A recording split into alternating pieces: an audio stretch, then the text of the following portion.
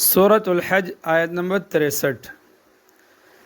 کیا تم نے نہیں دیکھا کہ اللہ نے آسمان سے پانی اتارا جس سے زمین سرسبز ہو جاتی ہے؟ حقیقت یہ کہ اللہ بڑا مہربان، ہر بات سے باخبر ہے۔ آیت نمبر 64۔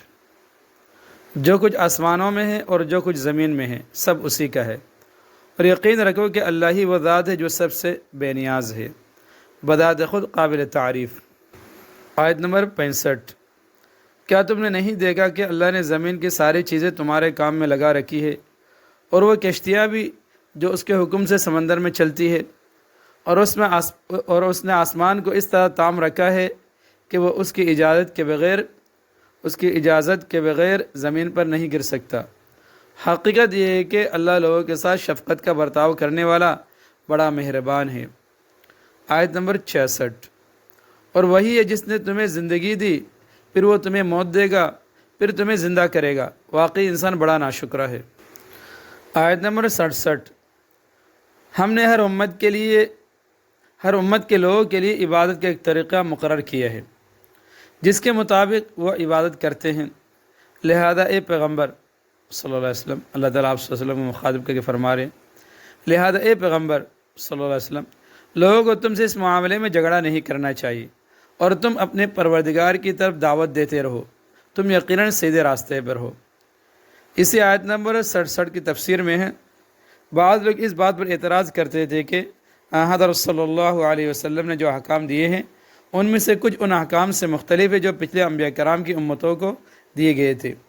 اس آیت میں اس اعتراض کا جواب دیا گیا ہے، یعنی مختلف انبیاء کرام کی شریعتوں میں اللہ تعالیٰ نے عبادت کے مختلف طریقے مقرر فرمائے تھے، اور ہر دور کے مناسب شریعت کے مختلف احکام دیے تھے، لہذا اگر حضرت صلی اللہ علیہ وسلم کی شریعت کے کچھ احکام پچھلی شریعتوں سے الگ ہیں تو اس میں نہ کوئی اعتراض کی بات ہے اور نہ بحث مباحثے کا کوئی موقع۔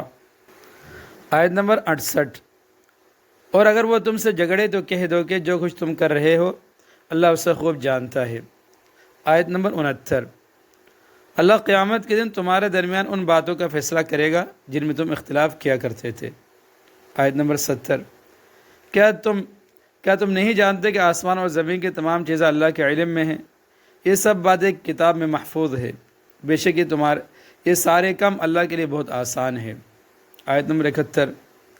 اور یہ لوگ اللہ کو چھوڑ کر ان چیزوں کی عبادت کرتے ہیں جن کے معبود ہونے کی اللہ نے کوئی دلیل نازل نہیں کی، اور خود ان لوگوں کو بھی اس کے بارے میں کوئی علم حاصل نہیں، اور ان ظالموں کا آخرت میں کوئی مددگار نہیں ہوگا۔ اس آیت نمبر 71 کی تفسیر میں ہے، یعنی ان کے پاس کوئی دلیل نہیں ہے جس سے یہ علم حاصل ہو سکے کہ یہ بت واقعی خدا کا درجہ رکھتے ہیں۔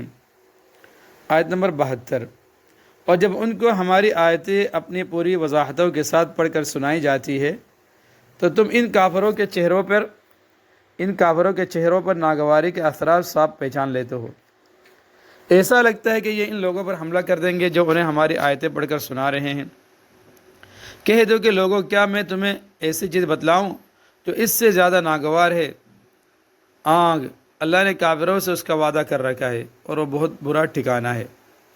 اس آیت نمبر 72 کی تفسیر میں ہے، مطلب یہ کہ ابھی تو تم ان آیتوں ہی کو ناگوار سمجھ رہے ہو، آخرت میں جب آگ سامنے آئے گی تو پتہ چلے گا کہ اصل ناگوار چیز کیا تھی۔ آیت نمبر 73۔ لوگوں، ایک مثال بیان کی جا رہی کہ اب اسے کان لگا کر سنو۔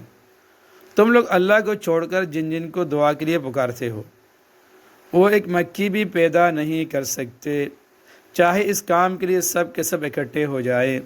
لن یخلقوا ذبابا، وہ ایک مکھی بھی پیدا نہیں کر سکتے ہرگز۔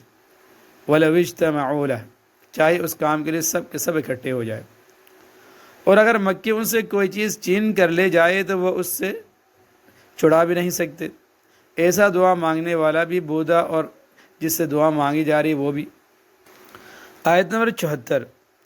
ان لوگوں نے اللہ کی ٹھیک قدر ہی نہیں پہچانی۔ حقیقت یہ کہ اللہ قوت کا بھی مالک ہے، اقتدار کا بھی مالک۔ آیت نمبر 75۔ اللہ فرشتوں میں سے بھی اپنا پیغام پہنچانے والے منتخب کرتا ہے اور انسانوں میں سے بھی، یقیناً اللہ ہر بات سنتا، ہر چیز دیکھتا ہے۔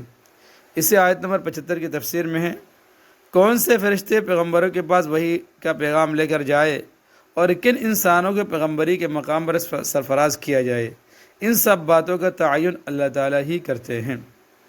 آیت نمبر 76، وہ ان کے آگے اور پیچھے کی ساری باتوں کو جانتا ہے، اور اللہ ہی پر تمام معاملات کا دار و مدار ہے۔ آیت نمبر 77، اے ایمان والو، رکوع کرو اور سجدہ کرو اور اپنے پروردگار کی بندگی کرو اور بھلائی کام کرو تاکہ تمہیں فلاح حاصل ہو۔ اس آیت نمبر 77 کی تفسیر میں ہے، شافعی مذہب میں یہاں سجدہ ہے، یعنی اس آیت میں سجدہ ہے شافعی مسلک کے مطابق۔ آیت نمبر 78، اور اللہ کے راستے میں جہاد کرو جیسا کہ جہاد کا حق ہے، اس نے تمہیں اپنے دین کے لیے منتخب کر لیا ہے اور تم پر دین کے معاملے میں کوئی تنگی نہیں رکھی۔ اپنے باپ ابراہیم کے دین کو مضبوطی سے تھام لو علیہ السلام۔ اس نے پہلے بھی تمہارا نام مسلم رکھا تھا اور اس قرآن میں بھی، تاکہ یہ رسول تمہارے لیے گواہ بنے اور تم دوسرے لوگوں کے لیے گواہ بنو۔ لہذا نماز قائم کرو اور زکوٰۃ ادا کرو اور اللہ کو مضبوطی سے تامے رکھو، وہ تمہارا رکھوالا ہے، دیکھو کتنا اچھا رکھوالا اور کتنا اچھا مددگار۔ اسی آیت نمبر 78 کی تفسیر میں ہے، جہاد کے لفظی معنی وجاہد فی اللہ حق جہاد جو ہے، تو اللہ کے راستے میں جہاد کرو جیسا کہ جہاد کا حق ہے۔ اس کی تفسیر میں جہاد کے لفظی معنی جد و جہد اور کوشش کے ہیں، اور یہ لفظ دین کے راستے میں ہر کوشش کو شامل ہے۔ اس میں مسلح جد و جہد یعنی اللہ کے راستے میں جنگ کرنا بھی داخل ہے، پرامن جد و جہد بھی، اور انسان اپنی اصلاح کے لیے جو محنت کرے وہ بھی۔ اسی آیت نمبر 78 میں ہے، وَفِي هَذَا لِيَكُونَ الرَّسُولُ شَهِيدًا عَلَيْكُمْ وَتَكُونُوا شُهَدَاءَ عَلَى النَّاسِ۔ ابراہیم السلام نے تمہارا نام مسلم رکھا اور اس قرآن میں بھی، تاکہ یہ رسول تمہارے لیے گواہ بنے، لیکن رسول شہیدنا علیکم، تاکہ یہ رسول تمہارے لیے گواہ بنے،